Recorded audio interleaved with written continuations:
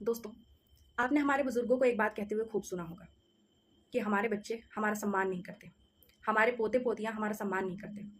खूब सुना होगा आपने ये, औरतों के मुंह से भी, आदमियों के मुंह से भी। और साथ में एक और चीज़, हम लोग अपने दादी दादा का बहुत सम्मान करते थे, अपने माँ पिता का बहुत सम्मान करते थे। और उसके बाद में जब उनसे पूछा जाता है कि ऐसा क्यों है कि आपका सम्मान नहीं होता, तो उनका एक सीधा सा जवाब होता है, क्योंकि आजकल की जनरेशन उतनी अच्छी नहीं है जितनी पुरानी जनरेशन होती थी, पुराने लोग होते थे। लेकिन ये बहुत ही अतार्किक बात है, क्योंकि हर जनरेशन को ऐसा लगता है कि वो सबसे अच्छी है। उसी के समय में सतयुग है, उसी के समय में राम राज्य है। बाकी उसकी पिछली जनरेशन बेवकूफ़ थी, वो उतना ज़्यादा अच्छे से सोच नहीं पाए जितने अच्छे से आप सोचते हैं हम लोग। और आगे की जो जनरेशन होगी वो बदतमीज़ होगी। ये सबका हाल है, मेरा भी, हमसे एक पीढ़ी पहले वालों का भी, हमसे बाद में जो आएंगे उनका भी होगा। लेकिन सबसे बड़ी बात यह है कि वास्तव में ऐसा देखा जा रहा है कि अब बच्चे शायद उतना सम्मान नहीं करते बड़ों का। पर इसका कारण क्या है? मैंने इस बारे में काफ़ी सोचा, तो मुझे जो चीज़ समझ में आई मैं आपको बताती हूँ। बाकी आप कमेंट सेक्शन में बताइएगा कि आपको क्या लगता है। मुझे ऐसा लगता है कि हमारे पास अपने बच्चों को सिखाने के लिए कोई चीज़ बाकी नहीं रह गई है। जो सिखाया जा रहा है वो सब टीचर सिखा रहे हैं, या फिर उनके वो अपने दोस्तों के साथ चीज़ें सीख रहे हैं, या फिर उनका करिकुलम उन्हें सिखा रहा है, या वो प्रैक्टिकल करके सीख रहे हैं। हमारे पास कोई ऐसी टाइमलेस थिंग बची ही नहीं है जो हम अपने बच्चों को सिखा सकें।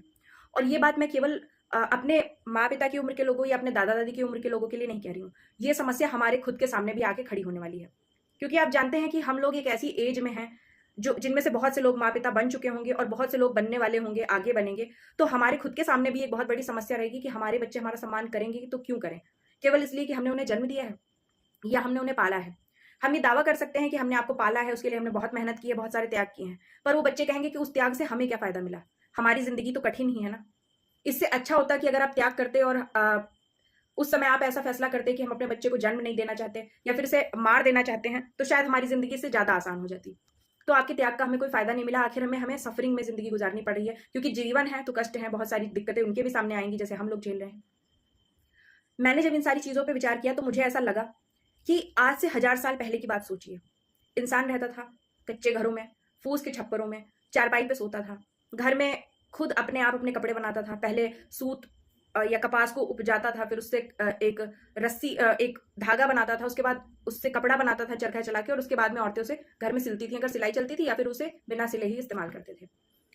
पर अगर हम पिछले 100 साल की ज़िंदगी देखें, पिछले 100 साल तक इंसान इसी ढर्रे पे जीता था। अगर आप गाँव के हैं तो आप जानते होंगे कि आपके घर कच्चे थे, 100 साल या 50 साल पहले तक आपके घर कच्चे थे। आप हल-बैल से ही खेती करते थे, आपके घर में फूस के छप्पर होते थे, आप चारपाई पे ही सोते थे। कुछ अमीर लोगों की बात छोड़ दी जाए तो ऑलमोस्ट 90% जनता इन्हीं परिस्थितियों में जी रही थी। यानी 1000 साल पहले के दादा-दादियों ने, माँ-पिता ने जो चीज़ अपने बच्चों को सिखाई थी, वो अभी 50 साल पहले तक उनकी ज़िंदगी में काम आ रही थी।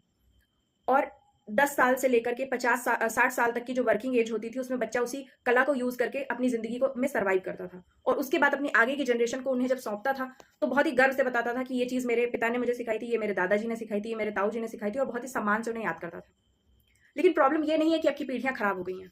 प्रॉब्लम ये है कि अब हम अपने बच्चों को ऐसा कुछ सिखा नहीं पा रहे हैं, जो उनके सर्वाइवल के लिए उनकी मदद कर सकता हो। आप में से जो लोग मेरे करीब की एज ग्रुप के होंगे, उन्होंने ये चीज़ महसूस की होगी कि जब अभी हमने 11th-12th आज से 10-15 साल पहले किया था, तो तब की क्या परिस्थितियाँ थी, और अब अगर कोई बच्चा 11th-12th में पढ़ रहा है तो उसकी क्या परिस्थितियाँ होती हैं। करिकुलम चेंज हो रहे हैं, चीज़ें चेंज हो रही हैं, क्या चीज़ पढ़ाई जा रही है वो चेंज हो रही है, किस चीज़ को पढ़ के आप नौकरी पाएँगे वो चीज़ चेंज हो रही है, बहुत कुछ चेंज हो गया है। हम लोगों ने जिन चीज़ों को लेकर के पढ़ाई की, जिन सब्जेक्ट को, उनमें से बहुत सी चीज़ें ऐसी हैं जो अब हमें काम नहीं दे रही हैं नौकरी पाने में, नौकरी करने में। बच्चे और लोगों की पूरी ज़िंदगी कंप्यूटर, लैपटॉप और मोबाइल पर डिपेंडेंट हो गई है, जबकि ये पढ़ाने वाला कोई करिकुलम नहीं है। किस माँ-पिता ने अपने बच्चे को मोबाइल चलाना सिखाया होगा? यानी कि हम उन्हें कोई काम की चीज़ नहीं सिखा पा रहे हैं। अब हम ये सोचेंगे कि हम ऐसा क्या सिखाएँ अपने बच्चों को जो ज़िंदगी भर उन्हें काम आए?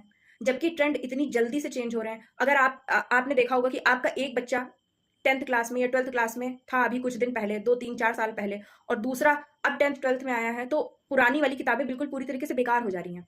अगर आप सोचिए कि आप अपने बड़े बच्चे से कह दें कि छोटे वाले को पढ़ा दो, तो शायद वो उसे पढ़ा भी ना पाए। तो ट्रेंड इतनी तेज़ी से चेंज हो रहे हैं, आप क्या सिखाएँगे? आपने एक बार हो हल्ला किया, कोडिंग सिखाओ बच्चों को, कोडिंग सिखाओ, बच्चे कोडिंग सीख पाए, उसके पहले एआई आ गया। अब वो ऑटोमैटिकली कोडिंग कर रहा है।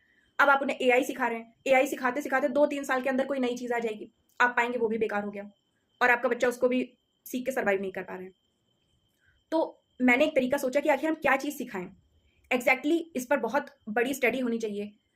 बच्चे मेंटली जो प्रेशर फ़ील कर रहे हैं, जो कर रहे हैं इस समय के बदलते हुए माहौल की वजह से, और जो इंसान करता भी है। क्योंकि जब हम ज़िंदगी जीते हैं, तमाम तरह की समस्याएँ हमारे सामने आती हैं, तो ज़िंदगी जीने के लिए केवल रैंडम नहीं जी जा सकती ज़िंदगी। आप भी महसूस करते हैं एक उम्र में पहुँचने के बाद कि ज़िंदगी को जीने के लिए ठोस फिलॉसफी होनी चाहिए आपके पीछे। एक पूरा दृढ़ आधार होना चाहिए आपके पीछे कि हाँ, आपकी लाइफ़ का उद्देश्य क्या है? आप पैदा करने वाले ने किस लिए पैदा किया, वो एक अलग बात है, पर आप जीना क्यों चाहते हैं? और यही चीज़ें जब समाज में कम हो जाती हैं, या फिर किसी इंसान की ज़िंदगी में कम हो जाती हैं, तो उसकी लाइफ़ और भी ज़्यादा डिफ़िकल्ट हो जाती है। और उसके बाद लोग तमाम तरह के अजीब-अजीब से कदम भी उठा लेते हैं। अपराध करते हैं, खुद को हार्म पहुँचाते हैं, नशा करते हैं, या फिर कई बार सुसाइड जैसी चीज़ें भी कर लेते हैं। तो अब असल में अगर हम सोचें कि हम अपने बच्चे को ऐसा क्या सिखाएँ कि उससे उसका काम चल सकता हो, हमेशा चल सकता हो, और फिर उसी चीज़ को वो अपने बच्चे को सिखाए और उससे उसकी भी इज़्ज़त आगे बनी रहेगी, हमारी भी इज़्ज़त होती रहेगी, तो मुझे एक ही चीज़ समझ में आती है। कुछ लाइफ़ स्किल्स, जैसे कि आपको अपने बच्चे को सफाई करना सिखाना है, साफ-सुथरे से रहना सिखाना है, आपको अपने बच्चे को खाना बनाना सिखाना है, सर्वाइव करने के लिए खाना कैसे बनाया जाता है वो, और बाकी खाना बनाना अपने आप में थेराप्यूटिक होता है, अच्छी चीज़ें खाने से भी मन खुश होता है, आप अच्छी सी कुकिंग सिखा सकते हैं। कपड़े सिलना बनाना, ये सब चीज़ें सिखा सकते हैं। ये काफ़ी मेंटली भी बच्चों को स्ट्रॉन्ग करती हैं। और उसके साथ आप अपने बच्चों को ये सिखा सकते हैं कि ज़िंदगी में बहुत सारी दिक्कतें आएँगी, किस तरीके से आपको उन चीज़ों को टैकल करना है। और ज़िंदगी में जो ये सब प्रॉब्लम्स आ रही हैं, ये नई नहीं है। इनमें से, क्योंकि हमारे बच्चे जो दिक्कतें झेलते हैं या हम लोग जो दिक्कतें झेलते हैं, उनमें से ज़्यादातर दिक्कतें ऐसी होती हैं जो हमारे समाज में टैबू मानी जाती हैं और उन पर कभी डिस्कशन ही नहीं होता है। कितने सारे बच्चे हैं जिनकी जानें इस वजह से जाती हैं कि उनको अच्छे से सफाई करनी नहीं आती है। बहुत सारी लड़कियाँ अपनी पीरियड हेल्थ के बारे में कुछ नहीं जानती। बहुत सारे बच्चे होते हैं जो जब उनको कोई बहलाता-फुसलाता है तो वो समझ नहीं पाते कि चीज़ें क्या हैं। बच्चे सेक्सुअल हैरेसमेंट के बारे में कुछ नहीं जानते हैं।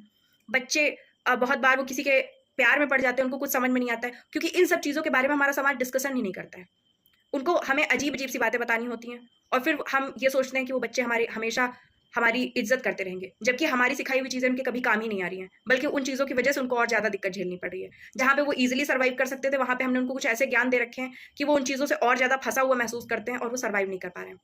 तो मुझे ऐसा लगता है कि हमें अपने बच्चों के लिए कुछ अच्छी धरोहर अपने दिमाग में डेवलप करनी पड़ेगी, जिसे हम उन्हें सौंप के जाएँ, जिससे उनकी आगे की ज़िंदगी आसान हो। और जब वो ज़िंदगी में कुछ दिक्कतें झेलें, तो वो ये पाएँ कि हमारी माँ ने या हमारे पिता ने हमें कुछ ऐसा सिखाया था, जो इस समय में हमें बहुत ज़्यादा काम कर रहा है। पैसे हम अपने आप कमा लेते हैं, ज़िंदगी हम अपने आप चला लेते हैं, लेकिन जब अच्छी चलती हुई ज़िंदगी में हमें कभी दिक्कत आती है, तो हमारे माँ-पिता का दिया हुआ वो लेसन, वो ज्ञान हमें काम आता है। उन्होंने किस तरह हमें सिखाया था कि अपनी वर्थ पहचानो, अपनी खुद की इज़्ज़त करो और लोगों की इज़्ज़त करो, लोगों को प्यार दो, किस तरह लालच कम से कम रखो, किस तरह अपनी ज़िंदगी को मिनिमलिस्टिक बनाओ, बहुत ज़्यादा ओवर कंज़म्पशन के चक्कर में मत पड़ो, और ये चीज़ें हमें बहुत ज़्यादा काम दे रही हैं। तो ऑटोमेटिकली उनके दिमाग में ये चीज़ आएगी कि हमें अपने से बड़ों की इज़्ज़त करनी है, क्योंकि उन्होंने कुछ काम का हमें सौंपा है। उन्होंने हमारी ज़िंदगी कठिन नहीं बनाई है, उन्होंने अपने हिसाब से हमारी ज़िंदगी ईज़ी करने की कोशिश की है। ये बात अलग है कि उनका ज़माना दूसरा था, उनके ज़माने में खाने-कमाने के तरीके दूसरे थे, वो उसे सिखा कर के हमें आगे के लिए सर्वाइव नहीं करा सकते थे, लेकिन जो चीज़ वो हमें दे सकते थे, वो उन्होंने हमें सौंपी है। इस पर आपका क्या विचार है? कमेंट सेक्शन में ज़रूर बताएँ, और इसी तरह के व्यूज़ के लिए हमारे चैनल को फ़ॉलो करें। Thank you.